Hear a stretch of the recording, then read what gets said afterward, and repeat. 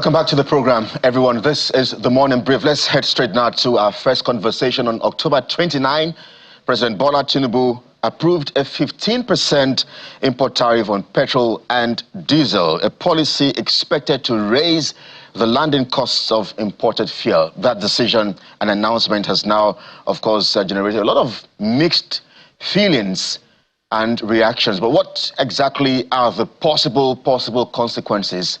Kelvin Emmanuel is an economist and he joins us live now from our Abuja studios. As always, Kelvin, great to see you. I remember our last conversation some time ago. But because you're an economist, for starters, walk us through what exactly this implies. Because there's that confusion somewhere that there's that debates, there's that arguments about what exactly this means. So you are an economist. Walk Nigerians exactly what this implies for the average Nigerian. Kelly, good morning. Thank you so much for having me as always. Good morning to you, Bukola. It's always a privilege to be here. So it's important for us to understand that the ad valorem of 15% import duty on petrol is in line with Article 6 of the World Trade Organization Charter on what is called countervailing and anti-dumping. Especially when it's been proven that the imported products poses material harm to domestic industries. Now, let me give you perspective and let me explain, because the oil and gas sector is a little bit complex. So let me break it down so you understand why they say countervailing and anti-dumping for imports that constitute material harm to domestic industries. Because NMDPRA as a regulator does not operate standard ASTM labs by itself. It doesn't have labs by itself. It outsources testing to third-party companies. And because the certificate of quality of petrol and diesel determines the price, the COQ, what you have is companies, and there are shipping trails that has been provided in the past that shows that there are traders that actually go and buy condensates in Eastern Europe. They refine to naphtha. They send to either Malta, but mostly Lomé now. In Lomé, Togo today. And you see, it's interesting we're having this conversation, Kelly, because as it stands, Togo is currently controlling Nigeria's energy security. And you say, how do I mean? What does that mean exactly? In Lomé today, right, there is a 2 million metric tons, or 2.6 billion liters, because 1 metric ton is about 1,341 liters. 2.6 billion liters of floating storage and offloading that is also used as a bunker hub for blending. And the difference between blending in an FSO and blending in a refinery is that an FSO does not have what they call a hydrodesulfurization unit that recovers sulfur, right, and converts it into sulfuric acid for other productions. So you have a situation where traders buy condensates in Eastern Europe, mostly Russia, that is under oil price sanctions from the European Union and the US government. They bring it to bunker hubs and FSOs, blend it. You have high sulfur that doesn't match with what is stated in the PIA. The sulfur level for West Africa, according to ECOWAS, is 50 parts per million.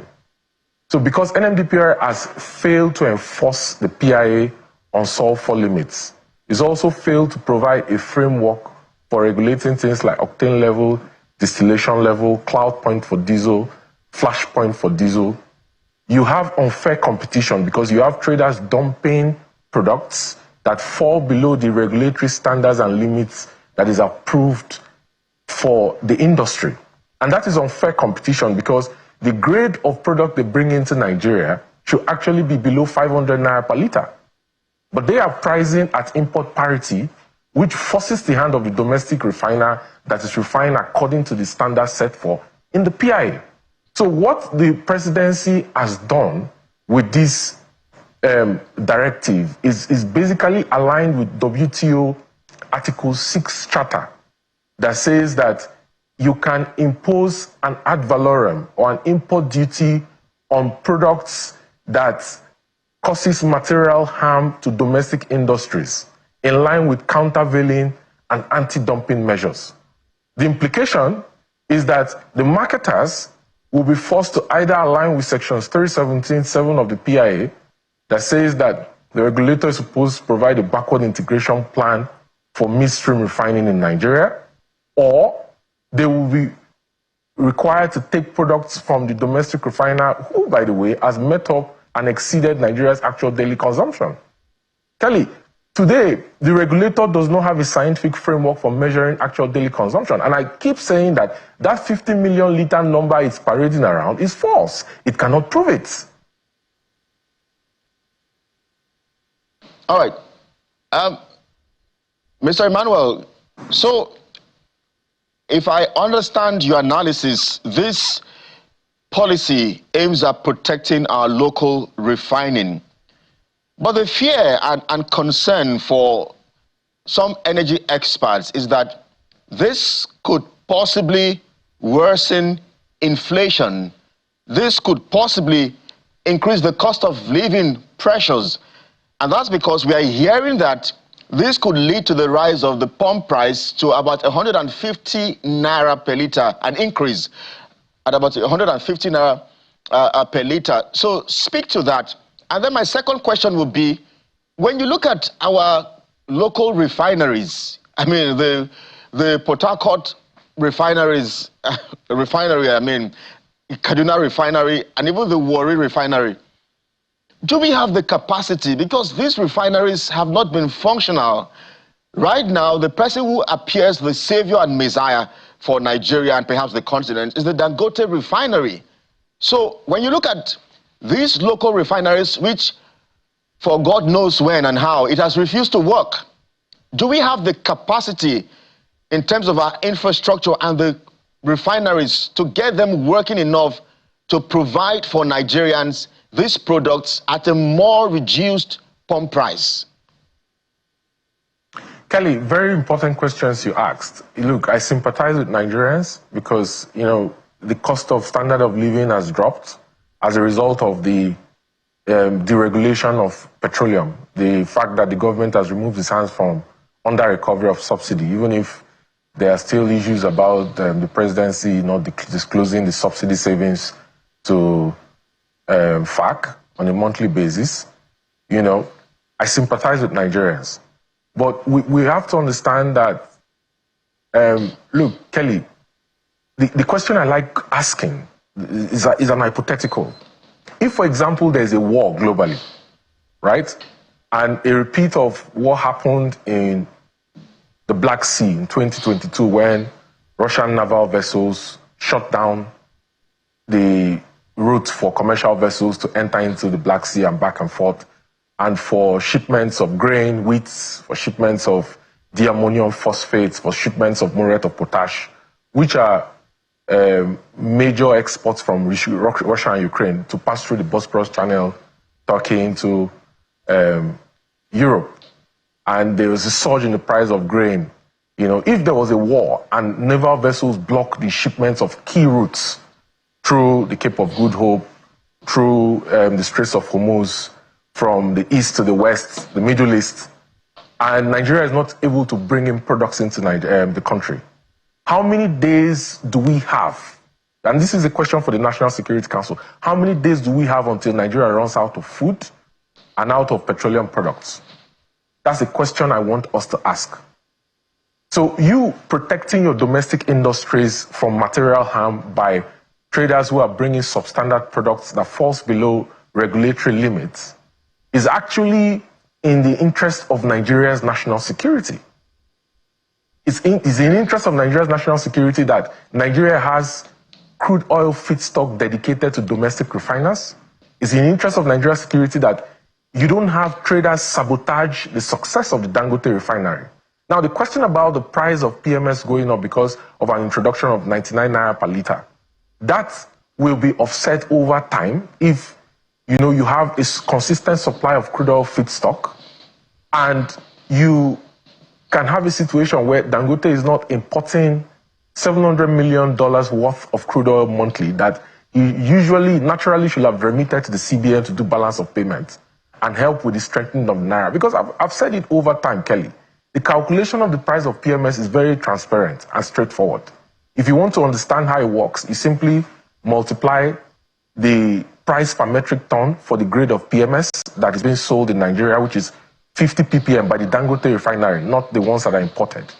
50 ppm sulfur petrol by the exchange rate, the current exchange rate, divided by 1,341 liters, which is the amount of liters you have in a metric ton of PMS. You get the price. Then you add the refiner's premium. Then you add the cost of transportation or equalization down to the retail stations around the country to get the recommended retail price of PMS. That's the pricing template.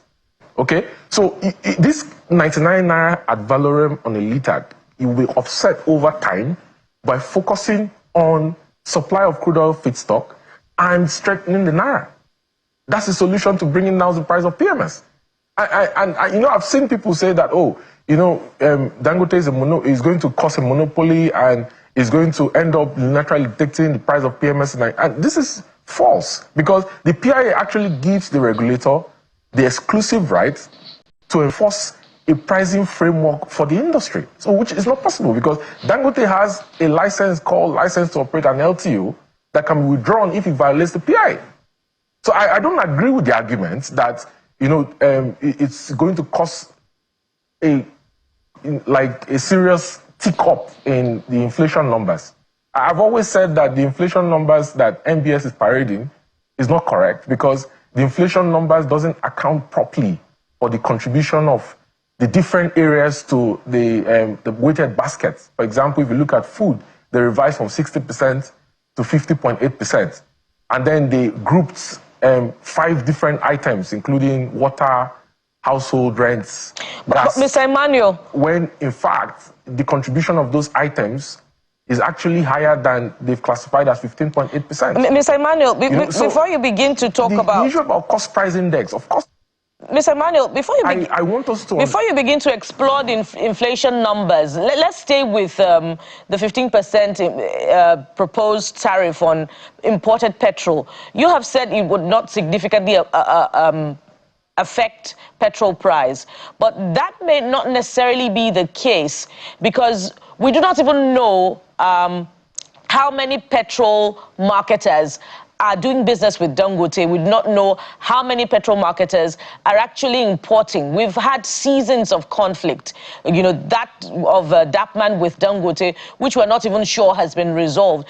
And upon the announcement of this proposed tariff, petrol marketers across the country had their pricing boards blank. And you know what that means? For those of us who buy petrol regularly, it's an anticipation of a policy change and perhaps, positioning to increase price of petrol. So one can almost go to the market to say, if indeed this policy is implemented by the 21st of November as proposed by the government, that petrol marketers would increase the pump price of petrol. So the question really is, are the mechanisms there, as you've talked about the pricing templates that regulates petrol price, are they there to ensure that,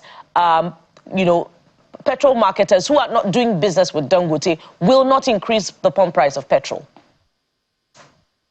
I said earlier that quality determines price, okay?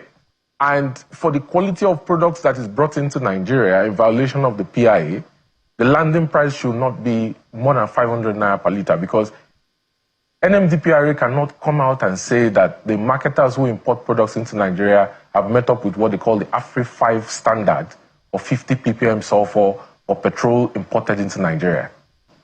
Okay? So, and if you look at that executive order, you see that it says that the ad valorem also is a measure to guide against what they call collusion in prices.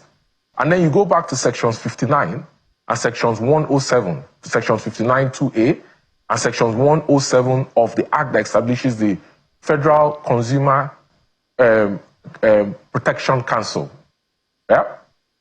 And those sections actually says that FCCPC has the authority to enforce against what they call oligopoly and price collusion. So when you have a situation where importers are blending products that fall below the standards set by the PIA, and then they are colluding to set a particular price, it's against Nigerian law.